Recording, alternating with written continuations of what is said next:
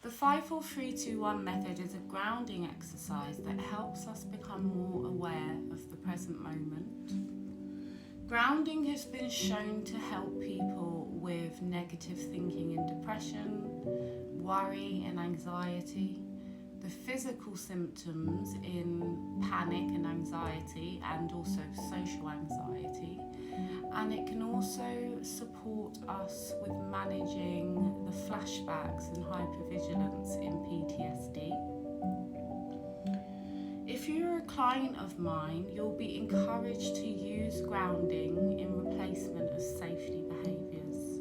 So this is a science-proven, evidence-based tool to help with many things to do with our mental health. Teaching yourself to shift your attention from internal to external using this tool. So often when we are distressed or anxious, our attention is focused on, what am I saying, or have I upset someone, or, my heart's racing, my hands are sweating.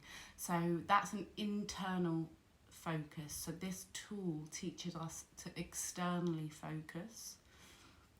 So like any practice or any tool, it takes time. Our minds are like muscles. So in order to strengthen that muscle, we need to train it, we need to exercise. So think of it as a physical goal or a body goal.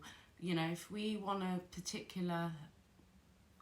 our body to look a particular way physically, we can't just go to the gym once or twice and expect the results and for our muscles to grow and be built. So it's the same with this practice. In order for it to become effective in managing your anxiety or depressive symptoms, it needs to be practiced daily. And one of the key things with this tool is it needs to be practiced not only in triggering moments of distress, but also in moments where you feel safe. So also in the normal moments. Research has shown that 5 minutes a day over 4 weeks has had a significant positive impact on our well-being and mental health. You can practice grounding anywhere, sitting, standing, laying down. As we begin to learn how to use this exercise, we can make it quite simple. But this is just a guide, an introduction on how to ground. So if you start by just sitting in your space, I'm sitting cross-legged, you can sit however you want to. Firstly, we want to just take a deep breath, because often in anxiety and panic, we are breathing fast, which creates the hyperventilation or creates physical symptoms. So we first want to slow down our breathing and breathe deeply in through the nose, out through the mouth.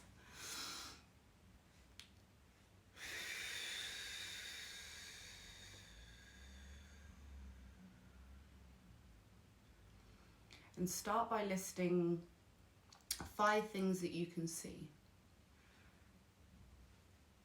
So currently I'm sitting in my living room, and outside I can see the clouds, the blue sky, curtains, lampshade, carpet.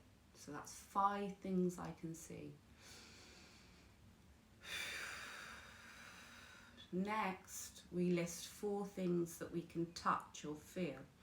So it could be the texture of the clothing that you're wearing.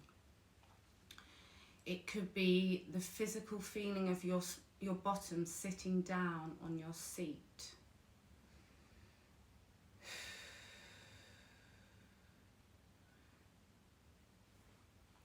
If we're close to comforting things like this cushion, you can touch a cushion.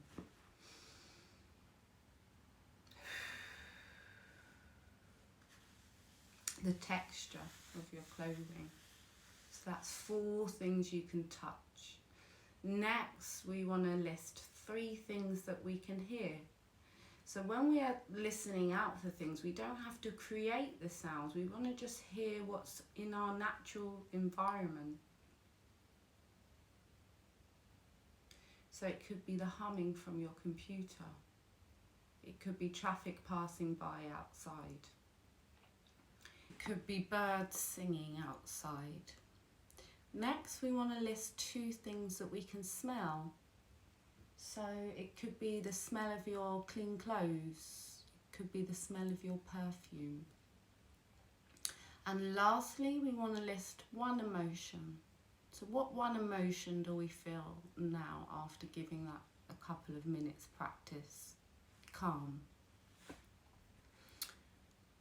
So practicing this at least 5 minutes a day has shown that it can have a positive impact on our well-being. And this tool is very underestimated, undervalued. This is one of the most powerful tools when it comes to the work that we're doing on our mental health. So you want to just try and practice 5 minutes a day for 4 weeks. And you don't have to use the numbers and you don't have to use the senses that we suggested. It's just an introduction and a guide of how to ground. So I will do another video of grounding outside as well. But grounding can be done in any kind of situation. It can be done when you're showering. It could be done when you're cooking, when you're on a walk. Really, you can use this method in any kind of environment to get out of your head and into your present moment. And because we're in such autopilot, we forget to become present, or we find it difficult to be present because we're always worrying or thinking about the next thing on our to-do list. So it really is an intentional practice. When you notice your mind going there, thinking negatively, worrying, tell yourself, okay, this is a prompt and an opportunity for me to use grounding.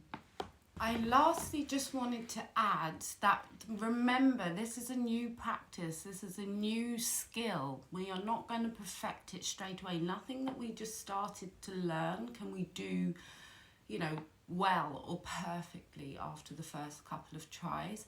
If you are practicing and you notice your mind go to the worry, or you notice your mind focus on the physical symptoms, that is okay. That is the normal part of this practice. It does not mean that you're doing it wrong. So when you notice your mind going there, allow it. Acknowledge that physical symptom of your heart racing. Acknowledge that worrisome thought about how you're gonna pay that bill or that thing that you need to do later on.